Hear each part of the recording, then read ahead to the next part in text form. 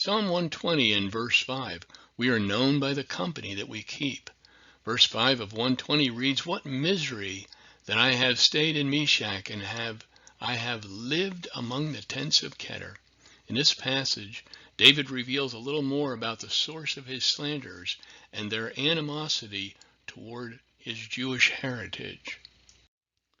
Meshach was a son of Japheth, and the name here signifies Japheth's descendants.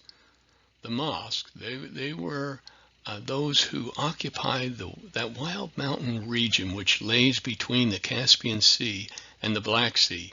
Kedar was a son of Ishmael, and the name here signifies his tribal descendants.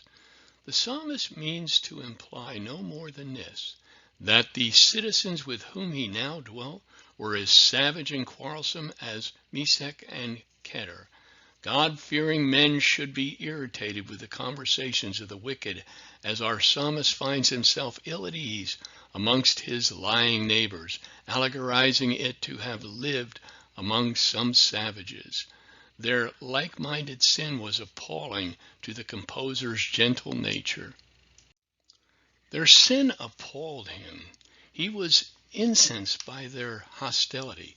His only consolation was that he was only a transient resident. However, the longer he stayed, the more he feared that he might be further identified with them, as if he were a citizen of Kedar, one of the wandering tribes who were feared as plundering gypsies, every man a prospective victim, and every gypsy a target of loathing. There remains an adage that says we are known by the company we keep. To the psalmist, it seemed that he had been inadvertently set down in the midst of a tribe of barbarians.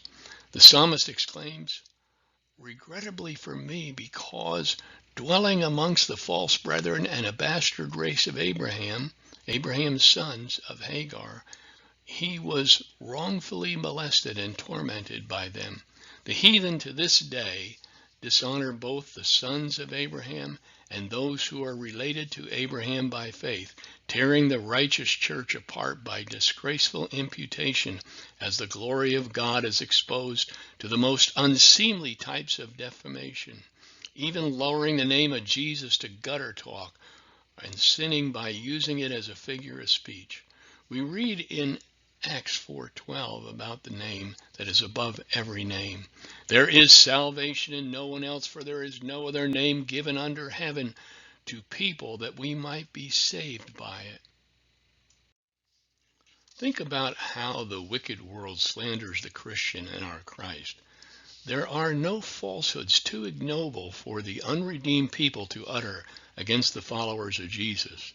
The problem stems from a conscious understanding that a godly stance is damaging to their unrestrained lifestyle. The psalmist fears a temptation upon the Christian to inadvertently assimilate the habits of men of unclean lips.